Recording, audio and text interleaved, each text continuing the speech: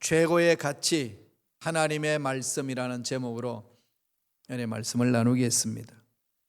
2021년 희망찬 새해가 밝아지면서 여러분 어떤 결심을 했나요? 새해가 되면 대부분 다 결심하죠. 작심삼일 될지언정 결심을 합니다. 결심이라는 것은 마음을 이렇게 강하게 만드는 거잖아요. 뜻을 세우는 거 아니겠습니까? 세상 만사 마음먹기에 달려있다. 정말 어떤 마음을 갖고 사느냐 달라지는 거죠. 2021년 한 해를 바라보시면서 어떻게 살 것인가 마음에 많이 품으셨죠? 어떤 결심을 가지셨나요? 오늘 말씀에서 우리에게 주시는 그 은혜가 있습니다. 최고의 가치를 지키자는 거죠. 인생의 최고의 가치가 뭐겠습니까? 영원토록 존재하는 최고의 가치. 제목에서 보았듯이 말씀만이겠습니까? 하나님 말씀을 지키는 것, 하나님 말씀대로 사는 것, 그보다 더 가치 있는 일이 어디 있겠습니까? 다시금 우리 2021년을 맞이하여서 우리 순복음시카고 교회는 나아갈 길을 선포했습니다. 송거 영신 예배 때 성령을 따라 행하자고. 우리의 삶은 성령을 따라 행하는 겁니다. 성령을 따라 행하기 위해서는 어떻게 되나요? 딛고 써야 될 땅이 있어야 되잖아요. 우리 믿음의 땅이 뭡니까? 그 근거가 뭔가요? 말씀이죠. 변함이 없는 약속의 말씀에 있어서 성령으로 충만할 때에 순간순간 성령을 따라 행할 수 있습니다. 이 두 기둥 잊지 마세요. 하나는 하나님의 약속의 말씀이고 한 기둥은 성령이 충만함으로 그렇게 우리는 나아감으로 성령의 인도를 받고 달려갈 수가 있습니다. 미국 19세기 때에 어릴 때부터 예수를 믿지 않는 사람이 있었어요. 그렇게 크면서 기독교 공동체는 필요 없다. 저는 흑우다. 성경에서 말하고 있는 것은 다 흑우다. 이걸 강조하면서 성경의 흑우성을 밝히기 위하여 성경을 공격하기 위하여 성경을 연구한 사람이 있었습니다. 처음부터 끝까지 다 하나씩 역사적인 배경도 찾고 이 말씀은 이렇게 해서 틀렸고 저 말씀은 저래서 틀렸고 그러면서 연구하기 시작했습니다. 그런데 그렇게 성경을 공격해서 성경은 흑우라고 전 세계에다가 모든 사람들에게 선포하기 위해서 연구했던 그가 말씀을 통해서 생각이 바뀌기 시작합니다. 흑우라고 생각하고 달려들었던 말씀이 자기 심령을 강태해오는 겁니다. 이게 막 충격을 받아요. 말씀을 통해서. 그동안 가지고 왔던 자기 가치관이 막 깨지기 시작합니다. 고정관념이 막 바뀌기 시작해요. 결국 예수님이 자기 인생의 주인이라는 것, 예수님이 자기 죄를 다 짊어지시고 십자가에 못 박혀 돌아가셨다는 그 말씀에 완전히 녹아버립니다. 무릎을 꿇고 예수님을 구세주로 영접합니다. 성경은 흑우라고 성경을 공격하기 위해서 달려들었던 그 마음을 접고 예수님은 나의 구세주라고 고백하며 예수님은 내 인생의 주인입니다라고 고백하면서 새로운 글을 쓰기 시작합니다.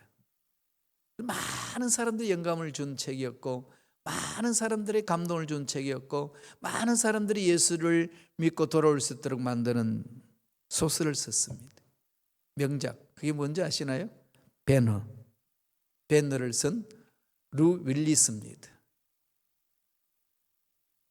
여러분, 배너라는 영화도 만들어졌지 않습니까? 그 영화를 바라보면은 참 예수를 믿지 않는 하나님의 능력을 알지 못했던 그렇게 거부하던 그가 그 하나님의 따뜻한 사랑, 주님의 따뜻한 사랑을 체험하고 내가 저분을 안다고 예수를 믿고 고백하며 달려드는 그 모습을 우리는 생생히 기억하고 있지 않나요? 영화 보신 분은 다 아시죠? 보지 못하신 분들은 꼭 보세요. 성경은 그때만 또 현대만 공격받은 게 아니고요. 인류 처음 타락할 때부터 공격을 받았습니다. 하나님의 말씀을 공격받았어요. 아담과 하와가 타락할 때에 사탄이 공격을 했잖아요. 하나님이 참으로 너에게 동산 나무의 열매를 먹지 말라 하시더냐. 그 사탄이 한 말입니다. 넘어지기 위해서.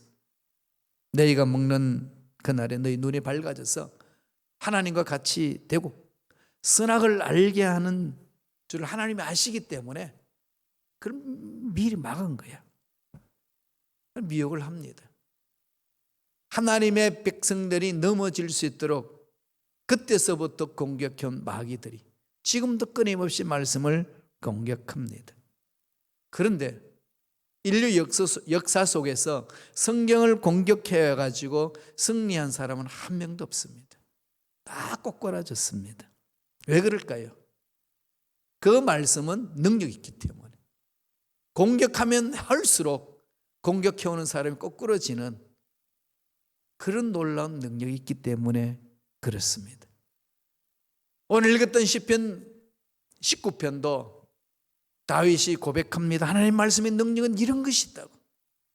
하나님의 말씀의 능력이 이렇게 강하다고 강조합니다. 어떤 능력이 있다고 강조하나요? 첫째로 영혼을 소성시킨다. 영혼을 살려준다는 거죠. 영혼이 병든 것을 치유하고 죽은 영혼들을 살려내고 생명이 없는 그 영혼, 어디서 와서 왜 살며 어디로 갈지를 알지 못하는 그 영혼에게 말씀이 들어가면은 자기가 누군지를 알게 해주는 것. 하나님의 생명을 갖게 해주신다는 겁니다. 내가 어디서 와서 왜 살며 어디로 가는지를 알 수 있습니다. 그게 말씀의 능력입니다. 말씀 보실까요? 시편 19편 7절입니다. 다 같이 한 목소리를 읽겠습니다. 야훼의 율법은 완전하여 영혼을 소성시키시며 야훼의 증거는 확실하여 우둔한 자를 지혜롭게 하며 야훼의 말씀은 율법은 그러잖아요. 이건 말씀이라는 거죠. 하나님의 말씀은 여기서 말하는 율법은 모세오경을 말하는 거죠. 토라를 말합니다. 토라 하나님이 주신 말씀. 이 말씀 속에 뭐가 있다는 겁니까? 생명이 있다는 거죠. 이걸 여러분 체험해야 돼요. 현대의 그리스도인들이 힘있게 살기 위해서는 이 말씀을 붙들어야 됩니다. 이 말씀을 붙들지 아니하면은 우리가 영원히 새 힘을 얻을 수가 없고 살아갈 수가 없습니다. 우리의 영혼을 소생시키는 것은 돈도 아니고 명예도 아니고 쾌락도 아니고 그냥 세상에서 일도 아닙니다. 영원히 살 수 있는 것은 1.1억도 변함이 없으시고 약속하신 약속의 말씀을 붙들 때 가능합니다. 이 말씀 여러분 어떻게 대하고 계시나요? 여러분 하루 일과를 시작할 때에 아침을 먹고 점심을 드시고 저녁을 맛있게 드시고 운동하시고 가꾸지 않습니까? 자기 삶을 안 먹으면 안 되죠. 약속의 말씀을 그렇게 대하고 계시나요? 먹으면 좋고 안 먹으면 그뿐이고 그런 게 아닙니다. 영혼을 소생시키기 위해서는 이 말씀을 붙들고 살아 움직여야 됩니다. 몸부림치셔야 돼요. 정말 여기 목숨을 걸어야 합니다.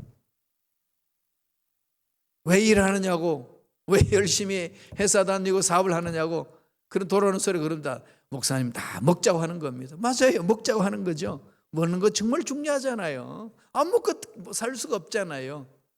먹고 살기 위해서 돈을 벌고 달려 나가는 것 아니겠습니까? 우리 영혼이 살기 위해서는 말씀을 먹어야 되는 거예요. 말씀에 힘이 있습니다. 체험하셔야 돼요. 베드로전서 1장 23절 한번 보세요. 베드로는 이렇게 고백을 합니다. 다 같이 읽어볼까요? 너희가 거듭난 것은 썩어질 씨로 된 것이 아니요 썩지 아니할 씨로 된 것이니 살아있고 항상 있는 하나님의 말씀으로 되었느니라. 말씀 외에 다른 것이 채울 필요가 없습니다. 온전히 말씀에 집중하셔야 돼요. 인간의 근본적인 변화는 영혼의 변화에서부터 출발합니다. 이런 말씀 드리면 의외로 많은 분들이 그러시더라고요. 목사님 신앙생활 그렇게 오래 해도 변화 안 돼요. 왜 그럴까요? 여러분 딱 한 이유 뭐 여러 가지 있겠지만은 가장 근본적인 딱 한 가지라면은 말씀에 파고들지 않아서 그렇습니다. 말씀에 목숨 걸다시피 달려드는 것이 없었기 때문에 변화가 없은 거예요. 말씀이 그 심령을 사로잡고 말씀에 사로잡힌 심령은요 변화됩니다. 말씀을 붙들고 살아가는데도 변화가 되지 않더라, 그런 건 없습니다. 그런 분이 있으면 저한테 오세요. 제가 애프터 서비스 해드리겠습니다. 없어요. 반드시 변화되게 있습니다. 말씀에 기적이 있고, 말씀에 능력이 있고, 말씀에 치유가 있고, 말씀에 우리 인생의 문제에 답이 있습니다. 오늘날 교회 공동체에 부흥되지 않는 것도 어디에 있을까요? 딴 거 없어요. 말씀의 능력이 살아나지 않기 때문에 그런 거예요. 말씀의 능력이 살아나면은요, 사람은 새 힘을 얻습니다. 능력을 체험하는 거예요. 히브리 4장 12절은 뭐라고 그랬나요? 하나님의 말씀은 살아있고 운동력이 있다, 활력이 있다, 생명력이 있고 에너지가 있습니다. 그 말씀에 그 심령을 사로잡는데 어떻게 우리가 살아나지 아니하고 역동성이 없이 허우적거릴 수 있겠습니까? 그럴 수 없어요. 말씀이 살아나면 그런 거예요. 초대교회도 그렇게 힘든 그 어려운 상황, 예수 믿으면은 핍박받고 잡혀서 감옥 가고 또 순교도 당하는 그런 상황 속에서 초대교회가 어떻게 일어났습니까? 볼까요? 사도행전에 기록하고 있어요. 사도행전 6장 7절 보세요. 이렇게 증거합니다. 읽겠습니다. 하나님의 말씀이 점점 왕성하여 예루살렘에 있는 제자의 수가 심히 많아지고 허다한 제사장의 무리도 이도에 복종하더라. 예수를 믿지 않는 심령들이, 예수를 반대하던 그들이 약속의 말씀을 붙들고 말씀을 읽고 말씀의 그 심령 속에 들어가기 시작하니까 변화되는 거죠. 예루살렘 교회가 부흥됐던 것은 말씀이 왕성할 때에 그런 역사가 일어났다라고 성서는 증언합니다. 사도행전 19장 20절에도 계속 구구절절 그 말씀을 하죠. 이와 같이 주의 말씀이 힘이 있어 흥왕하여 세력을 얻으니라. 여기 답이에요. 현대교회가 일어서고 현대교회가 능력이 있으려면요, 말씀의 능력을 체험해야 됩니다. 특별히 중직자 여러분들은 마음판에 그 말씀을 새기는 것에 집중하셔야 돼요. 그럼 평신도는 자유롭습니까? 아닙니다. 동일한 거예요. 중직자들은 앞장서야 될 리더들 아니겠습니까? 평신도들. 그러니까 모범을 보여야 돼요. 말씀에 서는 것. 그래야 평신도들도 그걸 따라갈 수가 있습니다. 그래서 한 덩어리가 되어서 나아갈 수가 있는 거예요. 말씀에 깊이 있게 들어가지 않는다면 결코 공동체는 든든히 서갈 수가 없습니다. 초대교회는 은과 금은 없었지만 그들에게 있었던 것은 말씀의 능력을 체험한 자들이고 예수 그리스도 이름의 권세를 드러냈던 삶이었습니다. 그래서 그렇게 힘들고 열악했던 상황 속에서도 교회 공동체가 우뚝 설 수 있었던 겁니다. 힘은 돈에서 나오는 것이 아니고, 힘은 사람들이 많이 있는 곳에서 나오는 것이 아니라 약속의 말씀에, 그 말씀이 흥왕하고 말씀이 왕성하니까 그 말씀의 능력으로 사람들이 모이기 시작했고, 사람들이 모이니까 물질이 모이기 시작했고, 사람들이 모이니까 건물이 생겼고, 그렇게 공동체가 든든히 서갔더라 증언하고 있습니다. 이 은혜 체험하시기 바랍니다. 2021년 우리 이 은혜를 체험합시다. 영혼을 소생시킴으로써 이런 역사가 일어난다는 거 아니겠습니까? 두 번째로 어떻게 하죠? 판단을 지혜롭게 하는 능력이 있습니다. 미국 목사님이 이런 말씀을 하셨습니다. 우리 인생을 정리하자면은 영어 알파벳 3단어로 정리할 수 있다라고 이야기를 합니다. B, C, D로 모든 인생을 요약할 수 있다고 그랬습니다. B, 뭐의 약자일까요? birth, 태어남, 탄생, 태어나는 것. D, 뭐죠? death, 죽음. 그죠? B와 D, 그 인생이잖아요, 그죠? B와 D, birth와 death, 그게 인생이죠. 그 중간에 C가 하나 있습니다. C가 뭔가요? choice, 선택이죠. 매 순간 태어나서 죽을 때까지 선택하면서 삽니다. 어떻게 선택하시겠습니까? 이게 중요하지 않아요. 하루 일과 시작할 때 선택에서 출발하죠. 눈 뜨고 머릿속에 다 정리되어 있습니다. 그거 하는 거 다 선택이잖아요. 초이스입니다. 그게 우리 인생이 가꿔진 거죠. 하루가 모이고 일주일이 되고 일주일이 모이고 한 달이 되고 한 달이 모이고 1년이 되고 1년이 모여서 우리 인생이 이렇게 만들어지는 것 아니겠습니까? 그건 다 초이스입니다. BCD에서 결정한다는 거죠. 참 설득되는, 그죠?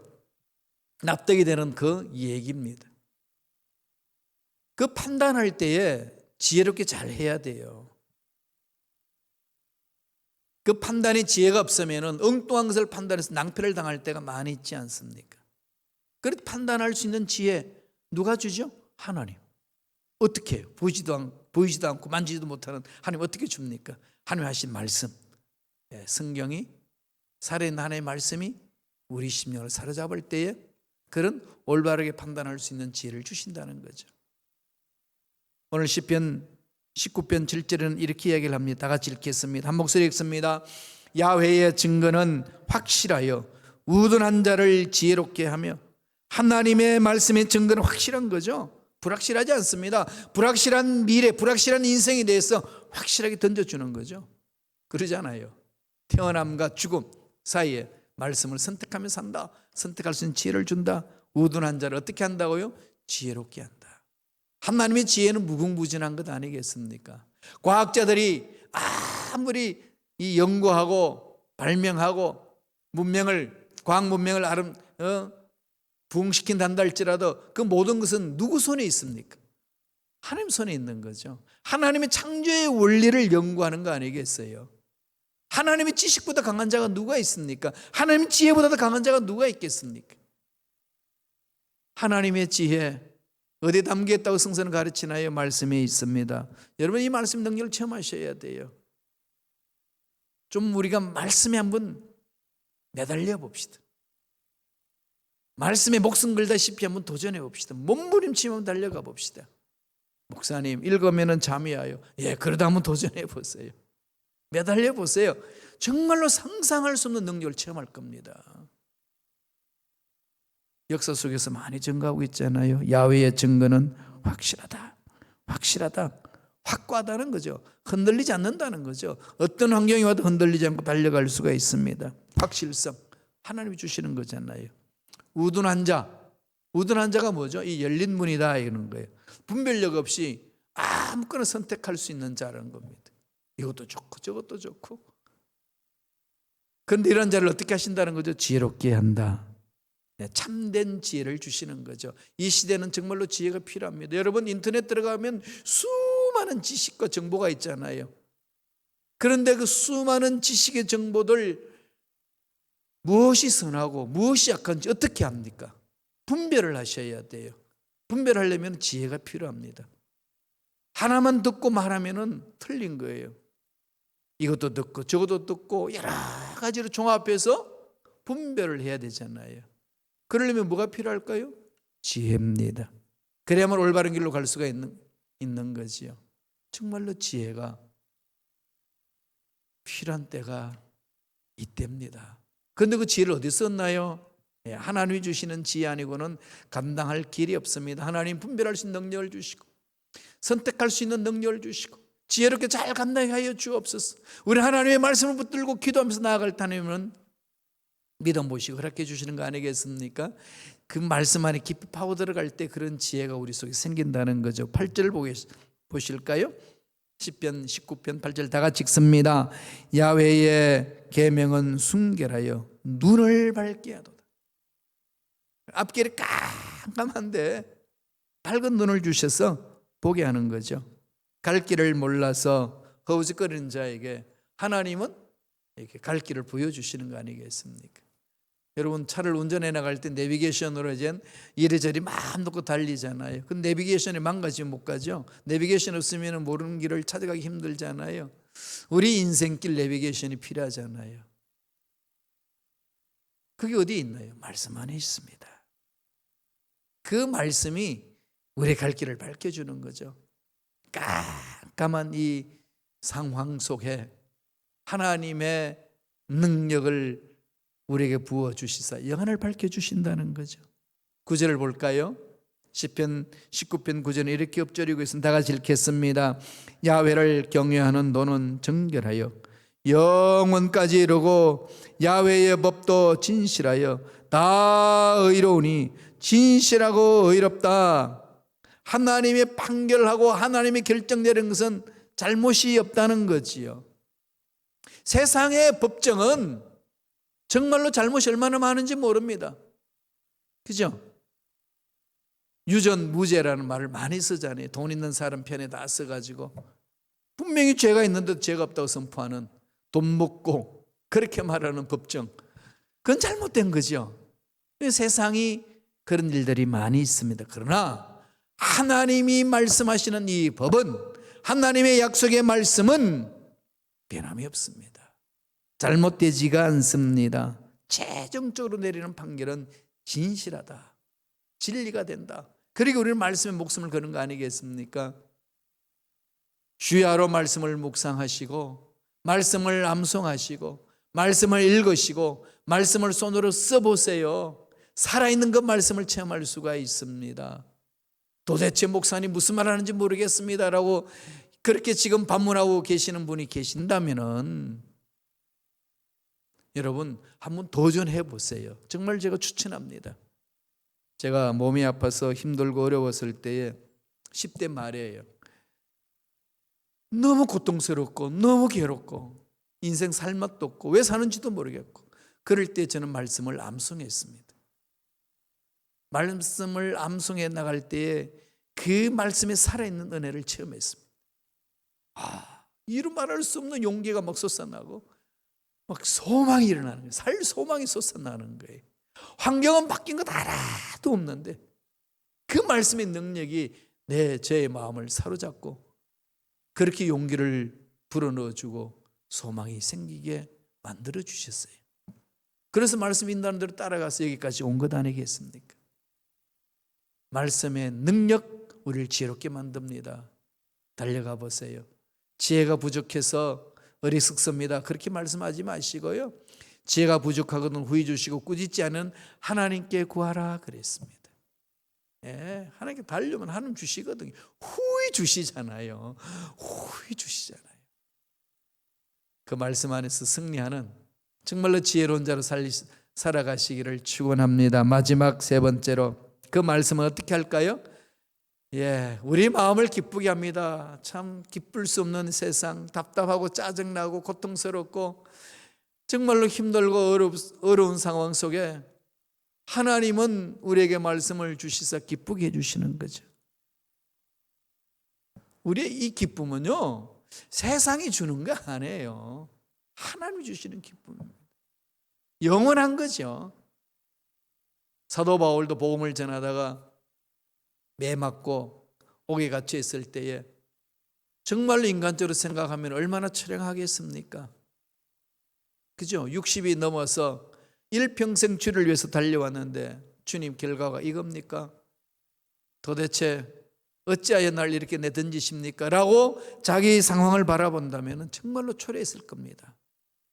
그러나 그 바울은 날마다 약속의 말씀을 붙들고 하나님과의 만남의 사건을 체험한 바울이었기 때문에 바울의 기쁨의 근거는 말씀이었기 때문에 감옥 속에 들어가도 바깥에 있는 사람에게 외칩니다. 기뻐하라. 다시 말하노니 기뻐하라. 강조해서 기뻐하라고 이야기를 합니다. 그 기쁨이 어디서 오나요? 하나님이 주시는 말씀 아니겠습니까? 말씀 볼까요? 8절입니다. 19편 8절 다 같이 읽습니다. 야훼의 교훈은 정직하여 마음을 기쁘게 하고 야훼의 계명은 순결하여 눈을 밝게 하시도다. 정직하여 마음을 기쁘게 하고 삶에 대한 원리죠. 삶의 안내스가 되는 겁니다. 짜증이 나고 힘들고 어렵고 도대체 내가 왜 사나 이런 마음이 들 때, 허탈한 마음이 들고 공허한 마음이 들 때 말씀을 붙드세요. 아까 봤듯이 말씀에는 능력이 있고 빛이 되기 때문에 갈 길을 열어줍니다. 삶의 목적을 분명히 가르쳐 줍니다. 올바른 목적지로 인도해 줍니다. 짜증나는 마음에 말씀에 들어가면 기쁨으로 이 마음이 이루 말할 수 없는 기쁨으로 감사져요. 그래서 우리는 항상 기뻐할 수 있는 거예요. 어떤 환경에 던져져도 기뻐할 수 있는 일은 거기에 있습니다. 그게 바로 말씀의 가치 아니겠습니까? 최고의 가치입니다. 그 당시 유대인들은요, 말씀을 외우게 했어요. 자녀들에게 외우려는데 꿀로 글씨를 쓰게 합니다. 그 글씨를 꿀로 써가지고 그 외웠던 말씀을 딱 외워서 딱 합격하면은 그 꿀로 쓴 말씀을 따먹게 해요. 그 꿀이 얼마나 맛있겠어요. 그 꿀을 따먹었더니 말씀을 묵상하고 꿀을 따먹어봤더니 꿀맛이 단맛인데 그 꿀맛보다도 뭐가 더 달까요? 말씀이 더 달다는 거예요. 그 말씀 은혜가 그렇게 임한다는 겁니다. 보실까요? 시편 19편 10절에 이렇게 고백합니다. 다 같이 읽습니다. 금 곧 많은 순금보다 더 사모할 것은 꿀과 송이꿀보다도 더 달도다. 이것을 맛보셔야 돼요. 돈보다도 달고 인생의 쾌락보다도 달고 인생이 이뤘던 그 모든 일보다 더 단 것이 하나님의 말씀입니다. 이 달콤한 이 말씀의 맛을 꼭 체험하시기를 바랍니다. 순금보다 더 사모할 것. 그죠? 말씀엔 그런 능력이 있습니다. 말씀은 우리를 그렇게 온전하게 만드는 능력이 있습니다. 이 말씀을 마음판에 새기시면서 2021년 1년 내내 이 말씀으로 승리하는 저와 여러분 되시길 간절히 축원드립니다. 기도하겠습니다. 하나님, 감사와 찬양을